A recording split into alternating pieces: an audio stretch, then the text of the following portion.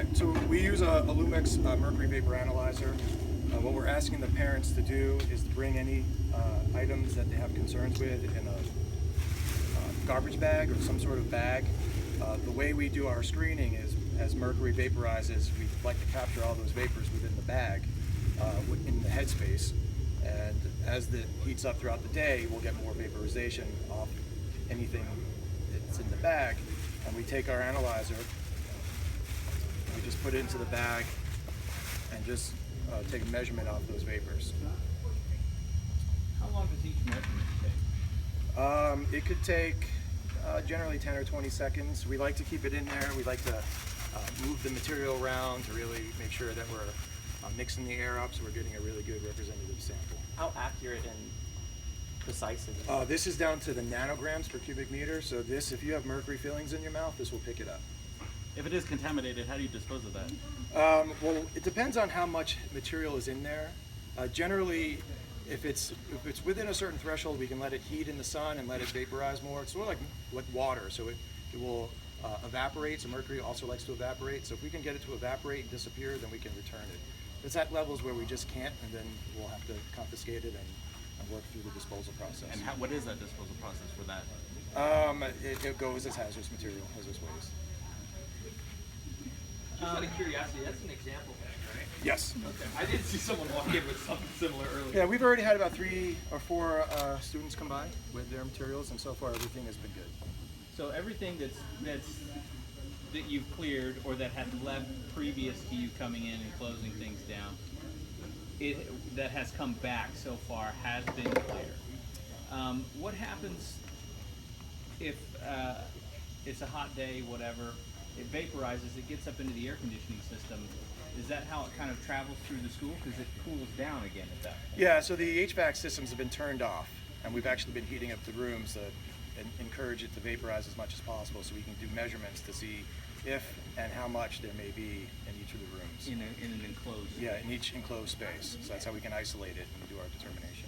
You said it was just a matter of seconds per bag, but you have more than 1,000 bags, correct? Mm-hmm. So could this take several days, or could you get it all done today? We're working on it. There are a lot of bags. I think we have about 1,400.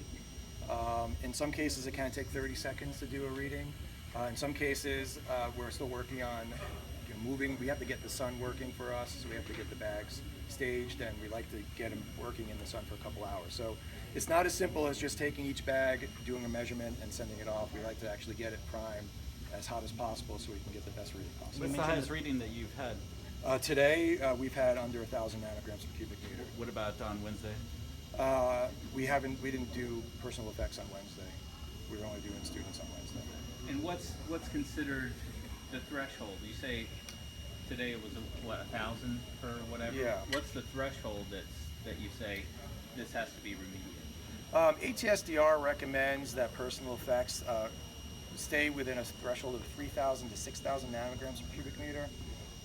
School occupancy is recommended from ATSDR at 3,000 nanograms per cubic meter, and residential properties recommended from ATSDR is 1,000 nanograms per cubic meter.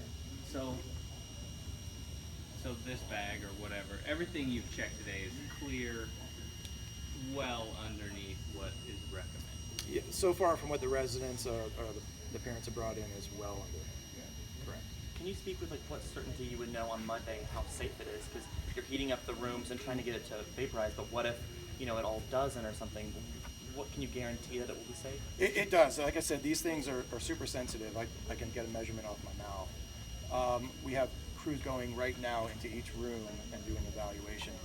Preliminary results on Thursday morning showed that numbers were 300 to 400 nanograms per cubic meter in the hallways. And so again, that's well below that 3,000 level. And so we've heated it up since then. We're trying to get a representative sample. Have you ever seen anything like this? Yes. Where? We do this, unfortunately, we do this around the country from time to time. So you're not local, you were brought in? San Francisco. Okay. What kind of training would you get in order to do what you do? We have a lot of training. So unfortunately, this is probably my 10th one doing it in elementary schools and middle schools.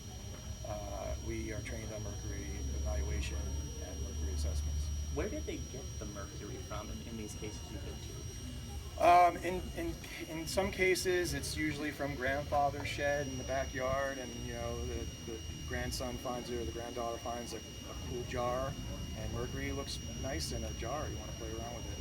It's typically where it can come from, but there's so many industrial uses for mercury. It can come from a lot of places. And with your most recent readings, especially going into Monday, with you as the expert, any message to parents of at least feeling safe with getting their kids back here? Yeah, I mean, I wouldn't put my son in a room if I didn't think the numbers were safe, and I wouldn't put your sons and daughters in a room if I didn't think it was safe. And from what I can tell so far, I believe that by Monday, the majority of the school will be fine. You're from San Francisco. You've done a lot of these. We were kind of talking about the fact, why doesn't Las Vegas have their own kind of people here and enough people to handle a scare of this size? But it sounds like that's probably the way that it is in most places in this country. Do you see that changing? You know, we recommend the states. Some states that we work with have, you know, these Lumex. These are highly sensitive machines. They're hard. You know, they cost money to maintain and keep up. And you know, fortunately, these don't happen all the time. And so when they do, we have experts that come in. We have a field office here in Las Vegas that actually had 3 of these meters, so we were able to have them here within a couple hours of notification. The superintendent talked about debriefing, coming together, finding out better ways to do it. In your experience, what would be one piece of advice or 2 pieces of advice that you would give the school district or the superintendent to kind of, you know, have this process go a little bit better? You know, emergency responses, and that's what this is, are challenging. It's pretty chaotic up front. Your first thought is, how do I maintain the well-being and health of my students? And so you want to get a handle on that.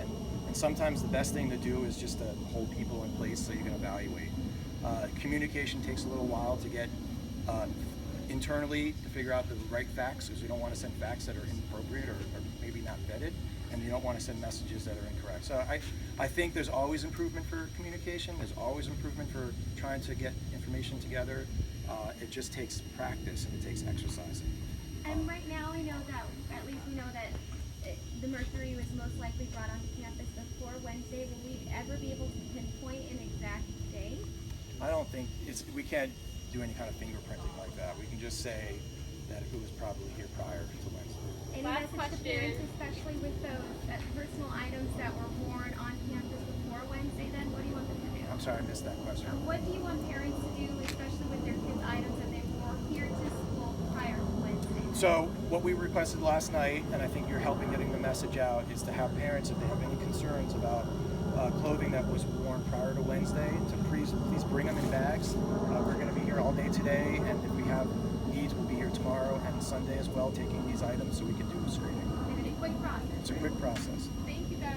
Thank you Well, very much. actually, if those clothes were in a hamper, should they bring the whole hamper?